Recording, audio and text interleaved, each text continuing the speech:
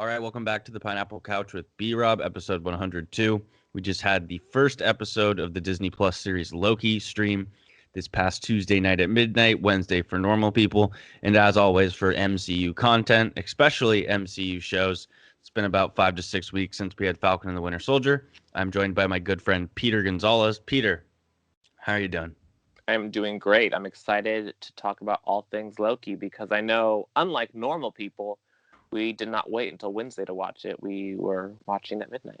Yep. So, Yep. And I watched it a few times. I really like it. It's a good start. So I think that's where we should start. Obviously, spoiler alert now. If you have not seen the first episode of Loki, go watch it and then come back. Or if you're a crazy person and just like to get things spoiled, I guess buckle up along for this ride.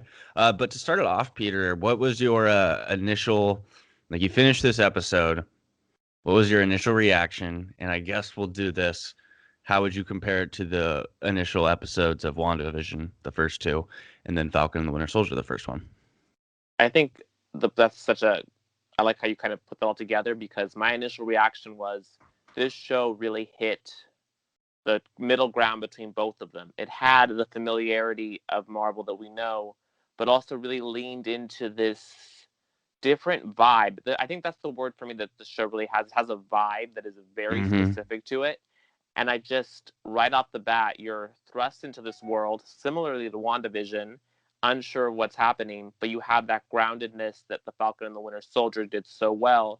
Because Loki, again, is more recognizable than Wanda and Vision were, and even more so than Falcon and the Winter Soldier. So I Oh think yeah.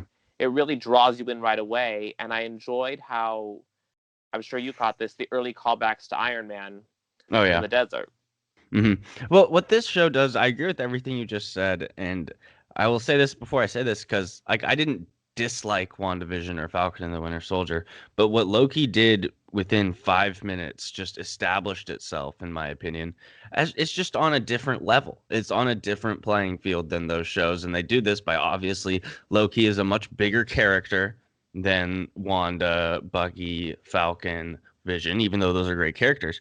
But the thing is the way they bring in the events of the first Avengers, Avengers Endgame, the shots of the Avengers, it just makes it feel so much more legit right off the bat and makes it just feel like it's so much more integral, I guess, in the MCU timeline, not just a side show. Not saying that those other two were that, but I think Loki just brings you in right away of saying, oh, this is really important. And I loved this. This was by far the best premiere to me. And I think a big part of that is the Hiddleston Owen Wilson combo is going to be unbelievable. It's going to be quite a journey. So I just rambled a bit, but we should just, I guess, jump Well, into the to go off of episode. what you just Yeah. said, though, I think that in a way, WandaVision and Falcon and the Winter Soldier were more like the appetizer, so to speak, to get Hmm. fans that weren't necessarily MCU fans. Because I know a lot of my friends that weren't into the MCU watched those shows and subsequently did the binge watching of watching the Yeah. movies in order. So I think those shows really draw you in through characters that you don't need to have fully connections to. And Hmm. then this one is again like everyone's here. Let's do this. This is directly connected to the movies, like we just said, Avengers. So I think it kind of works in that way, if that makes sense. Yeah, totally. Totally does. So let's jump into this initial episode, the season premiere of Loki here. We'll go with just like scene by scene, like we've done it for the other shows. I missed writing these a little rundowns. It's a lot of fun to rewatch these episodes and pause every 15 seconds. And I'm not being sarcastic. I actually kind of like it because you catch a little more things, which we did catch some stuff and the internet did that we will be sure to talk about on today's episode. But let's get into it. Loki, spoiler alert, final one. We're going into the episode. So it's going to start with the opening scenes. We see the events from the time heist in Avengers Endgame that takes place back in New York City in 2012. We see Loki escape with the Tesseract, and he ends up traveling to the Gobi Desert in Mongolia. And like you mentioned earlier, the way he crashes down, such Iron Man 1 vibes of when Tony escapes the cave. So, I mean, that was just right off the bat, a very recognizable MCU thing. And I'm glad that they did that. And in a Then, sense, that kind of yeah. previews, Iron Man was definitely, a journey from Tony Stark to becoming a hero. So in a sense, this episode kind of was like Iron Man's journey truncated down to one episode of Loki, in a sense. That's the kind of vibe that I took away from it. Yeah, it's like I like that. It's the start of Loki's hero's journey in a way. That's cool. That's a cool way to look at it. And we get a brief interaction of Loki with the people who live there. He has glorious purpose. They're really confused. And then we have the TVA agents show up, and Loki's talking back at them, and they identify Loki as a variant, and they arrest him for crimes against the secret timeline. Loki tries to get out of it, and he ends up getting punched in the face, but the TVA agent slows time down. So it's just as painful, but it's 16 times longer. A badass introduction. I don't know the name of that TVA agent, but I'm sure we'll be seeing her quite a bit in this series because we saw her a lot in this show. And then Loki is taken to the TVA headquarters. And anything you want to jump in on before we go into the TVA headquarters, Peter? The one thing that stood out to me again also was where he says, "I'm burdened with a glorious purpose," because again, we're really driving home that this is Loki from the Avengers. It's not Loki that's been on the whole journey. He's still got that mentality of a glorious purpose, and he has to do these things. And it's very much Tom Hiddleston just slides right into that mindset of Loki so perfectly. Because if you think about this Loki, Peter, obviously, like we've said a billion times, like he doesn't go through that hero's journey stuff, or not even hero's journey, just the character arc. He literally is at the peak of his evilness, and in this Loki, this variant Loki's mind, he just gets away with it, and he slides away. He's just like, to him, this is just another day or another time he's getting away with something. So that, I don't know, it's not like he just lost, because he did just lose in Avengers, but in his mind, he got away with it. So he was like, he didn't really lose. So that's how like much of a difference there is, if that makes sense. Totally. Yeah. Right there with you. So Loki is taken to the TVA headquarters. We see a scroll, and we also see a son of a Goldman Sachs board member. His name's Martin, and I think this is honestly a Easter egg or a reference to, there's this guy named Martin Shkreli or something like that. He's just this big douche.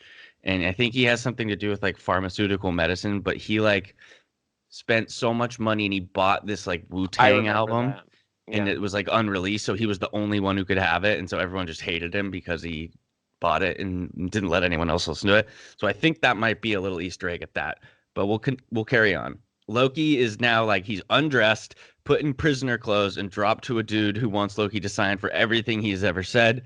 He says, "What?" And he says this is absurd, and he has to sign for those things as well.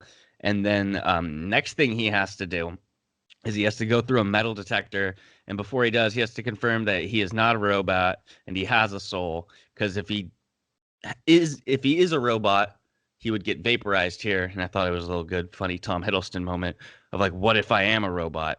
And Peter, the thing that jumped out to me about this, a lot of people I see like referencing Doom bots, Doctor Doom, that sort of thing. Isn't the Eternals kind of going to be like robots in a way? That's where I'm confused. I feel like there is that possibility that they are going to be in that robot sense, but I almost feel like it's so uncertain what they're going to be or not going to be, which I thought that was an interesting distinction that they made when they were doing that. You have to go through that phase in order to go to the next step.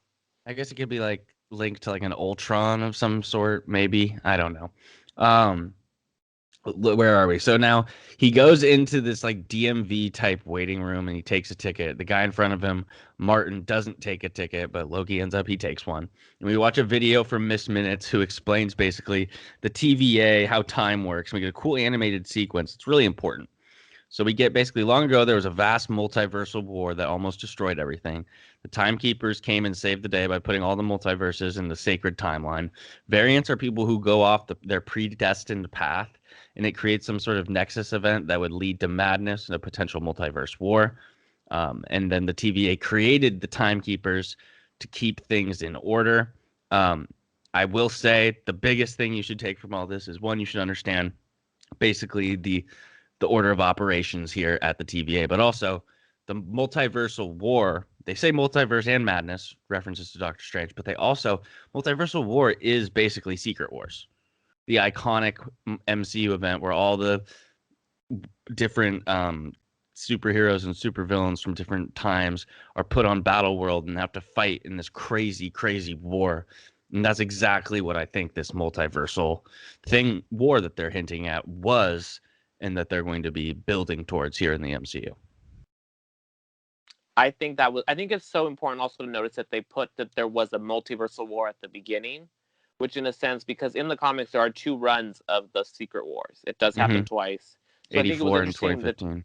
exactly. Of course you know the dates. I have them. So then, we start off with that the one existed, and then there potential it could be another one. And again, the Nexus stood out to me because WandaVision had the Nexus commercial, and Wanda is a Nexus being. And so, correct? That's correct, Yeah. right? Because so Okay. theoretically, Peter, do you think Wanda could be the one who breaks? This is kind of hinting at the possibility, because we saw that in the Darkhold, and what Agatha was saying. Is Wanda the one who's going to be this Nexus being and creates the multiversal war? I feel like it's going to be a collection of instances that are going to do it. I don't think it'll be just one person. Maybe one person will feel the burden of it, and that kind of is their motivation.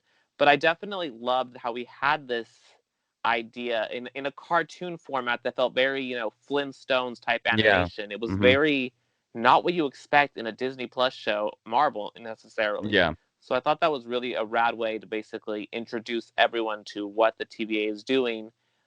But also, it automatically made me have reservations towards the TVA, which I'm sure we'll get into as we continue. TVA sketchy. TVA is sketchy. So after the animation sequence, the guy in front of Loki who didn't take the ticket, Martin, is vaporized, and Loki ends up searching his pockets, and he grabs his ticket, and the Loki title sequence begins. The next scene takes us to France in the year 1549, and we have the first introduction of Owen Wilson's character Mobius, and we find out that some other TVA agents are with him, and they were looking for some other TVA agents who were killed by some sort of variant in a Nexus event. And it's the 6th attack like that in the last week. And so let me explain that. Basically, the TVA sends their soldiers, however you want to describe it, their workers, to various points on the timeline to go take care of, like how we saw Loki get captured in the beginning of the show. So what they're saying is 6 times in the last week, they've sent people to do that, and someone is killing them. And that's what Owen Wilson, Mobius's character, is investigating here in 1549, because he points out how the TVA agents, by the stab wounds and all that sort of stuff, and how they're on the ground, they clearly had no idea that this was coming. Peter, do you have anything on that?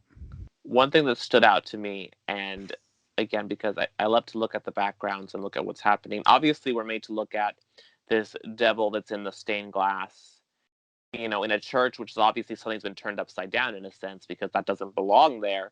Yeah. But before that, we see a stained glass of Joan of Arc, which I thought was an interesting, maybe Easter egg, again, connection back to Wanda. She was a female figure, was considered a witch because they didn't believe her at the time. But again, she had a purpose and a mission. So I think, again, maybe that's hinting at the fact that that Wanda might be involved with what's coming in the future.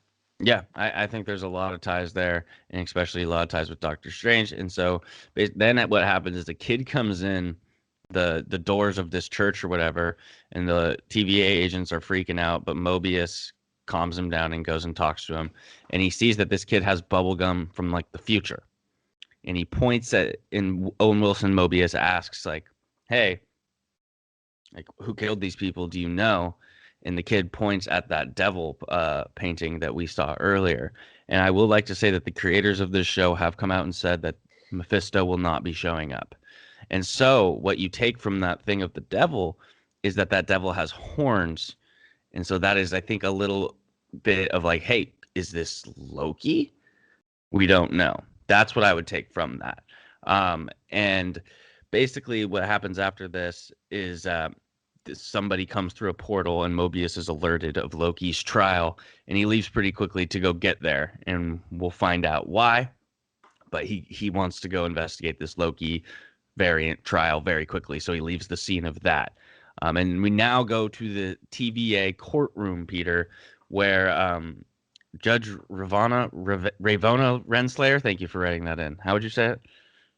I would say Ravonna, but Renslayer, but I don't know. Ravonna Renslayer She is like the head judge basically here at the TVA would appear, and she asked Loki how he pleads. Loki says a god doesn't plead and how he wants to go home. She asked if he's guilty. He says yes about being the god of mischief. Yes, he's guilty about finding this tedious. And he said basically like the Avengers should be the ones that answer the crimes of breaking the holy timeline, not him. They're the ones who time traveled. And what we get is pretty interesting here, Peter. Of she says the Avengers were supposed to do that. Basically, the only thing that went wrong there was you escaping. But what the Avengers did was supposed to happen. And this show is taking like a whole deep ass conversation into like the idea of like predestined and how much does choice matter and that sort of thing. Does that make sense? And like, what do you make of this? I mean, it takes me back to Infinity War when Doctor Strange goes through the millions of possibilities of how they could beat Thanos, and he lands on there's just one potential, which kind of shows, I think, again, that because again, he was looking at the different timelines that could happen, but that was the only one that worked. So in a sense, they were supposed to do that, and it was, if you're following this timekeeper logic, them going back in time was part of the sacred timeline. And so the timekeepers, they just dictate the proper flow of time. And Loki is very sus about this, and he's pretty tired of all this shit. And he's still a villain, we got to remember. And he tries to use his powers, but he can't. And he's about to be taken away, killed, basically, because he's deemed guilty. When Mobius steps up and he basically says, like, I think I know how I could handle this situation. He thinks Loki could be useful, so he calls in basically a favor with Ravonna Renslayer and lets him take Loki, saving Loki from being killed / erased. And then Peter has something to say. I do. So this whole scene gave me, when he was asking to see the timekeepers directly, he wanted to talk to them directly. And the judge basically says, you can't talk to them. They're doing their thing. I'm doing their work that they tell us to do. It gave me very Wizard of Oz vibes. Yep. Which, again, showed up in WandaVision on the movie theater. There was the Wizard of Oz was showing in the Sam Raimi's Oz the Great and Powerful. So again, this whole idea that they're these beings that are like behind the curtain type of thing, in a sense, again, leads into the sketchiness of, if people are behind the curtain, then who is the person behind the curtain? And this person could very well be someone who is using the time variance authority for nefarious purposes, as opposed to this whole idea of protecting the sacred timeline. Yeah, I think Kang the Conqueror is running the actually the person behind the curtain running the TVA, and that this show is going to lead to Mobius, Loki, and whoever this bad person they're looking for variant verse the TVA and Kang. I think that would be lit if they went that route. And if we're talking about Kang now, it's like, is the sacred timeline the actual timeline, or is this the timeline that he wants to be the timeline and essentially destroy the other timelines? Well, there is the idea that Kang, he's like a time traveling villain, and there's a lot of different versions of him. So there is the idea that maybe the sacred timeline is the one he chose because that leads to the version of Immortus Kang, which is the most powerful Kang, where he just controls everything. That's a stretch because we're not there yet, but that's what I would be thinking about. But yeah, the timekeepers, they dictate the proper flow of time, and that's what they're doing. And so when they go outside now, Loki and Mobius, Loki sees the city in this like the craziness of how it looks, like the very technology, I guess, very Coruscant-esque, little cloud city mixed in with that as well. And Loki doesn't even think it's real, and he wants to burn this whole place down. And then Loki says this place is a nightmare, and Mobius says that's another department, but he'd help him burn that down, which I think is an Easter egg reference to the nightmare dimension that Doctor Strange, the villain Nightmare, resides in, and that's 100% a reference to that. And also, I feel like it's easy. To what you just said also, I feel like he's going to end up working with Loki against the TVA. So I feel like that's another reference to that possibility. Yeah. I definitely think this Mobius Loki will end up going against the TVA. And so Mobius is taking Loki someplace to talk. Loki thinks the idea of the TVA is absurd. He says Loki says to Mobius, like, I live within the path I choose. I make these decisions. And Mobius is like, sure you do, dude. Come on. And so Mobius starts asking Loki questions, and we get this funny interaction between the two of them where Mobius tells Loki he isn't really a particularly dangerous variant. He's more like a pussycat, is how he just, I think, is what he says. Yeah. And so that's kind of a hit to Loki's ego right off the bat. And Loki goes on about how he should return. So Mobius is asking these questions, and basically what we get out of Loki is he goes on about how he should return to Earth, return to his throne, because he's born to be king. He wants to be the ruler of space. He is still very much Avengers One Loki. What did you think of all that? I think again we're seeing it's very much that therapy aspect that WandaVision had, where he's saying these things out loud for like the first time and being challenged on his ideas, like, why do you want to rule? Mm-hmm. Why space? Why this? And he's starting to see the cracks in his motivation, Oh which yeah. I think for someone who just likes to watch the heroes fight each other, explosions, graphics, all of that, this can kind of fall flat for them. But if you're like invested in this stuff, this is so cool to see this in a Marvel show. See in episode 1 specifically, to see them break apart a character and really expand Mm-hmm. so like very surgically but quickly, and you're able to see again the hero's journey happening in the matter of minutes. Yeah, I mean, they're just lighting Loki up. They're exposing every flaw in his ways. And I think that's something that is apparent, and it's more apparent as this episode goes on, though, is that you see, and it's great acting by Hiddleston, Peter. It's just you see how he gives these hints of like, he knows he's wrong. He has that self-awareness deep, deep, deep down, and it shines through in very small moments sometimes. But as the course of this episode, I think he does a very good job with that. So let's carry on. Mobius shows Loki the highlights of his failures, his failures in the Avengers movie. Um, he says how losing is in Loki's nature, and how he basically killed Coulson, which literally brought the Avengers together. Like it's almost like you're your own worst enemy. You're always destined to lose. Enough of this I was born to be king shit. You were always losing. You were destined to be a loser. We also get a very hard and like real questions from Mobius to Loki, basically saying like, "Do you enjoy killing people? Do you enjoy murdering people?" and all this stuff. And it makes Loki a bit uncomfortable, and I think that that's really important. We also see that Mobius shows us how Loki was DB Cooper, of who stole that money off that plane. That I think that happened in like the late 70s, right, Peter? Yeah, definitely. I think that's a kind of a cool tie-in where it kind of ties it in again to like Mm-hmm. modern world, and again shows things that were in the timeline that you don't think are in the timeline, but are according to Marvel. Yeah, and Loki though he gets a little fed up with this. He's like, "Dude, what's the point of this? Why are you doing this to me? Like, what the hell?" And Mobius just wants to know how Loki ticks. You see, it's a mix of the vibes I get from Owen Wilson of like three things. He's very serious, and I think we should take him more seriously than the casualness he gives. And there's a little part I think also is he's a fan of Loki. And then the third part is I think he knows he needs to work with this Loki. And so he doesn't back down to Loki like most people have throughout the years. And so I really like that. Um, And I really like too how maybe in a sense by him pushing him and to see what makes him tick, why killing people, him trying to discover is this Loki the same as the variant, which we'll learn at the end of the episode, that is killing people and is going on these missions, just eliminating the TVA. So it's like I think he kind of wants to differentiate: is this the same person, or is there again that mhm. good side to you? Yeah, exactly. He's trying to learn more and more about all the what. Yeah, exactly what you said. What we see next is Loki kind of freaks out and he goes on this rant about how this whole place is an illusion conjured by the weak to inspire fear.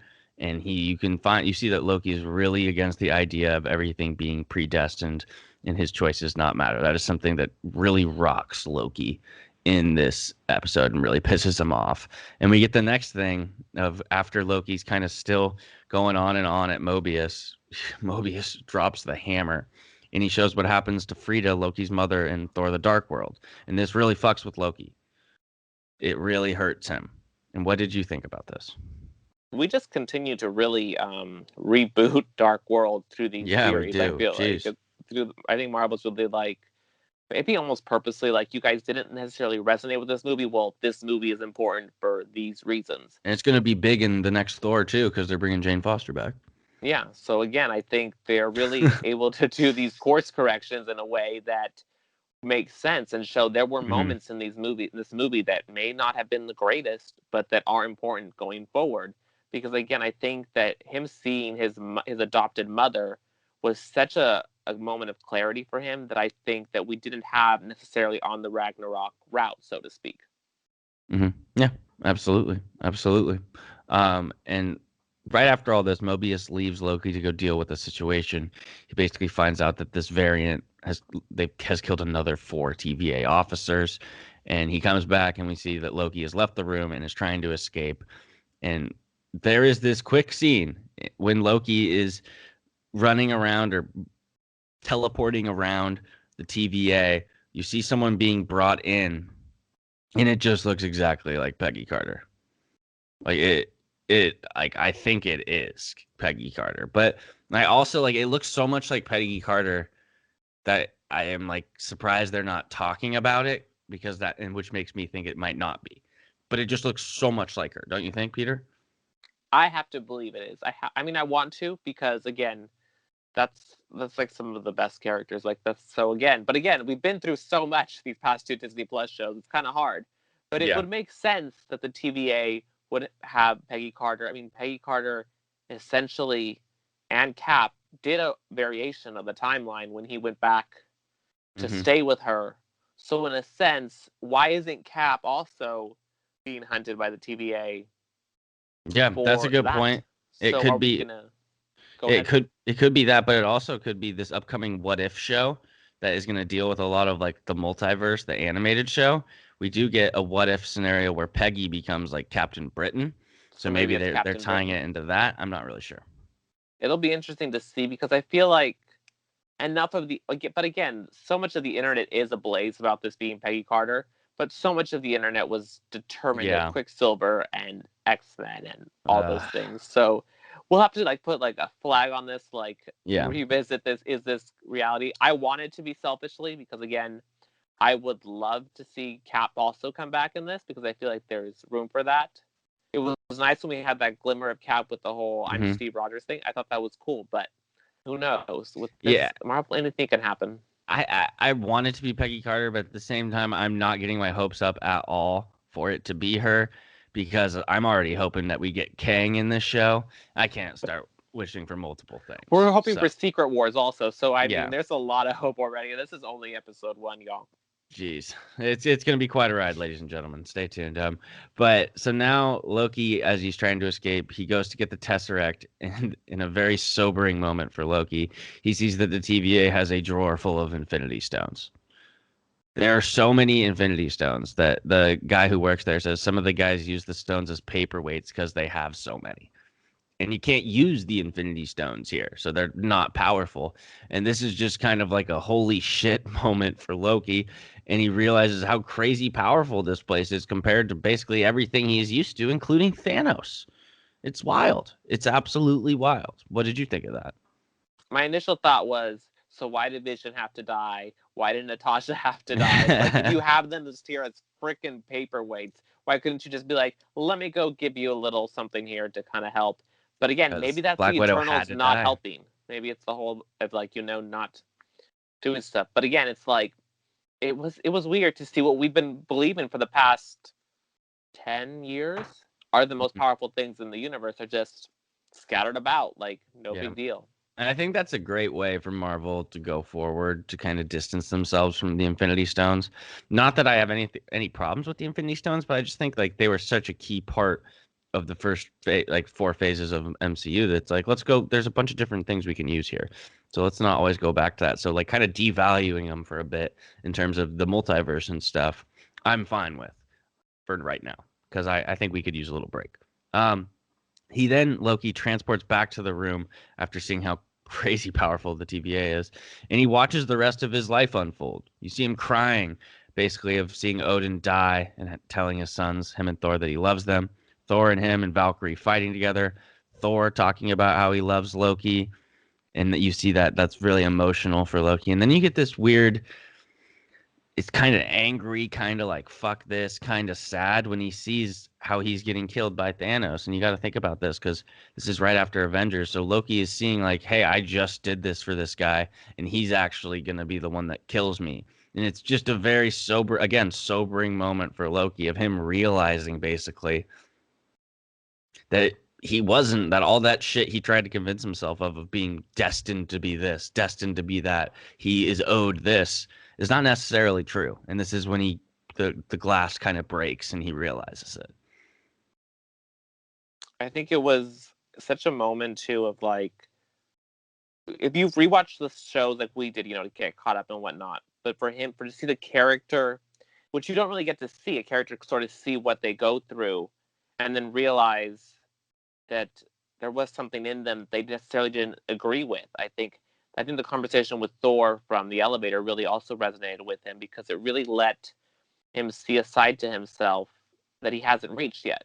Mm-hmm. And I think culminating those emotions with the anger of being, essentially killed again and failing against Thanos, I think really is what sparks for him something.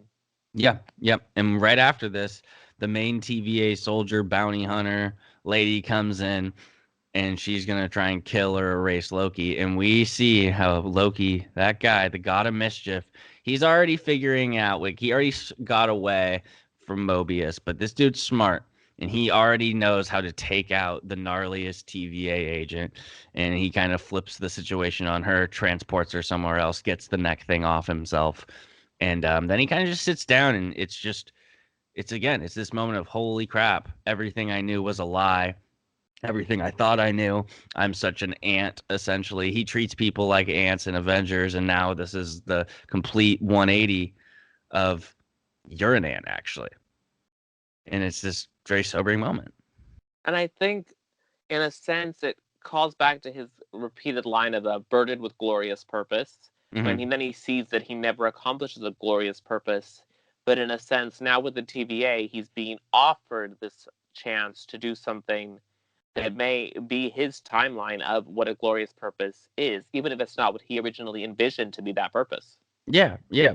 And so we get a good moment from Loki kind of admitting some of this stuff next when Mobius finds Loki when he's sitting down and Loki says that he doesn't enjoy hurting people. He doesn't enjoy murdering. He does it because he has to, because it's a part of the illusion, the cruel, elaborate trick conjured by the weak to inspire fear.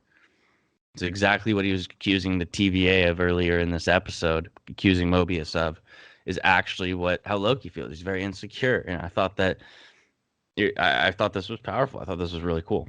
It was such a full circle moment to that callback of him accusing the TVA. Because again, it is that sense of denial. And again, you have that therapy lens to kind of look at this through where it's like you're in denial about things about yourself.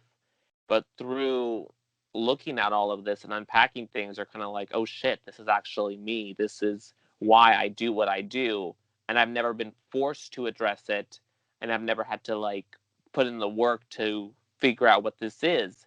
So again, you have here what we both ranked as our number one villain a couple weeks ago is now, in the span of 51 minutes or so, gone through so much of a journey in a way that didn't feel like it was rushed or like super slow either. It was just like, here's what you're going through, own up to it, and now Yeah, let's move forward. they did. What's interesting is the whole, the Christmas Carol thing where Scrooge goes and looks at all this stuff.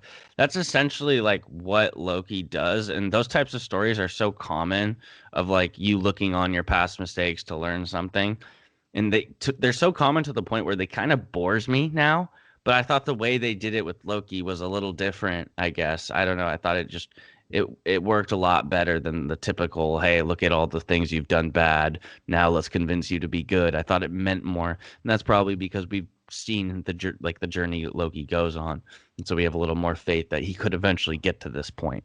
But it kind of also gave me It's a Wonderful Life type of vibes, because it was like, had Loki not seen these things, he's not going to be able to go forth and realize he does have to be a part of certain things to make things better. Mm-hmm. Yeah. I think that's a good point. I'm with you on that. Um, well, and we get that this episode's basically ending though, Peter, with Mobius telling Loki about the variant that's killing all their men is a version of Loki, which we kind of expected from the tease earlier in the episode. We see this variant burn four TVA soldiers to death again. And so this is a version of Loki. And this is not breaking news, what I'm about to say. It has been in all the trailers, it's just out there. I'm pretty sure this is going to be Lady Loki, who this variant of Loki. That's who we will be getting. I forget the actress's name, but she's been cast in this show and it's like known. So I think that that is who this Loki will be. As for why she's so angry, what everything's going on, I don't know. And I'm very interested to where this show is going, Peter, because yeah, I have a little idea in my head of what things could happen, but then I also have no idea. Like I have no idea what this variant of Loki is up to, Lady Loki, and I'm very curious to see where that goes. What do you have on this? I think what stood out to me in speaking to that point is in the scene with the soul detector, robot detector thing, his chart does say under sex that it's fluid. So Mm-hmm. again, this is something which is in the comics and it's not necessarily been addressed in the MCU version. So in a sense, this is again mischief happening through Loki, Mm-hmm. but in him having to go that route as opposed to the traditional Loki does kind of lend itself to the why is this happening now? And I Mm-hmm. think it really opens up the storytelling ability because you did have Vision versus White Vision, which was fine and cool, but this is more like Loki versus another version of Loki. It's more layered, I think. And we're going to be seeing a lot of different versions of Loki, I would imagine, throughout this show. But I am the most curious about this antagonist or Loki, I guess, and we'll see what they bring into it. I think it's pretty exciting. Anything else on theories that you have going forward? First episodes usually aren't like the longest because we're still getting information, and they dropped to the select media the first two episodes, so a lot of people have seen that. So I kind of like with WandaVision the first three. I didn't think we would get anything too crazy. So I guess Peter, what do you think we're gonna see next week? I think we're going to delve more into the TVA, and I think that's. I think originally when we talked a couple weeks ago, I was hesitant about branding the TVA as a big bad again because we have had Sword and we have had the people that were just in Falcon the Winter Soldier, the people the Flag Smashers hated, whose name is escaping me. But we had this authority figures that were doing things that Yeah. weren't correct. But here I feel like it's a less structured format if we are taking the TVA as a big bad. I think Hmm. again it will lend itself more to that Wizard of Oz esque, the man Yeah. behind the curtain, And and really allow us to really it expand upon that. yeah, and it'll be less like shield or sword corruption, I think, if the TVA is up to no good, because I think we actually have like a super villain like Kang being the one pulling the strings, if which makes it a little different and a little more dynamic. And I think what also stands out is that from the interviews and everything, the showrunners have said that this show is the one that is going to have the most implications going forward into what is happening. And again, this is the Hmm. same writer who is doing Doctor Strange Multiverse of Yep. Madness. So again, we're having those connections that are able to come in from the same. I mean, when they work together, it's great, but when it's the same person carrying out a vision, I think it really works. And I think that this show does something that maybe WandaVision and Falcon the Winter Soldier didn't do as much, where I feel like nothing is wasted. Like Yeah. everything, every visual is so specifically and tonally like important. Like the vibe is so necessary to see all the little things in the background, all the things going on have a purpose. And it's Hmm. again lends itself to the rewatching that WandaVision did more than Falcon and the Winter Soldier, but again in a different way where it's very grounded. Yeah, yeah, I see exactly what you're thinking. As for what I think we're gonna see in the next episode, we can wrap up with this. Is what I would bank on is I think we'll see a little bit more about Mobius, the character, and his relationship with the TVA, further planting seeds of doubt in him and us of his faith in the TVA and our faith in the TVA, and maybe Loki helps him realize this. So I think we'll start to see the seeds of that. And then I do think we will see Lady Loki. I don't know if we'll like get all the information on her, but I do think we will see her at least. I think that's an interesting theory, but I almost feel like though that's something that, depending on how much of a weight it'll have towards the overarching story, if it'll take place episode 2, or we'll just start to see hints in episode 2, and then maybe episode 3, which is mid-season, we see Yeah. more of those revelations, or we go completely, the whole Agatha route where the penultimate episode is like, this is why Mobius is at the TVA, hates the TVA, etc. Yeah. Here's your villain. So it could go either way. But again, this show, while being similar to the other ones, is such a specific vibe. Even the music on here is Yeah. just very rad the way it's approaching things. Yeah, it's got a little like mystery thriller vibe to it, with obviously the comedy of Loki and Owen Wilson. A very good first episode, the best first episode on Disney Plus so far. Looking forward to next week's episode. If you guys have any theories or anything like that, send them our way and we'll talk about it next week on the show. Peter, anything else before we wrap up on the first episode of Loki? I feel like this show, more so than Falcon and the Winter Soldier, is the one where you're going to be rewatching a couple times during the week. You're going to be thinking about things more along the lines of WandaVision, where you and I are going to send random text messages throughout the day, or even like they'll be at like a 3 a.m. text message of like, this is happening. Yeah. Whereas the other one was more of like more movie, like let's enjoy the movie. This is more like immersive experience. And I'm excited to kind of get back into that sort of ride. Yeah. We all get to become internet detectives again, which is always a good time. So, Peter, thank you so much for joining. We'll be back next week for episode 2. This has been the Pineapple Couch with B-Rob. Talk to everybody later.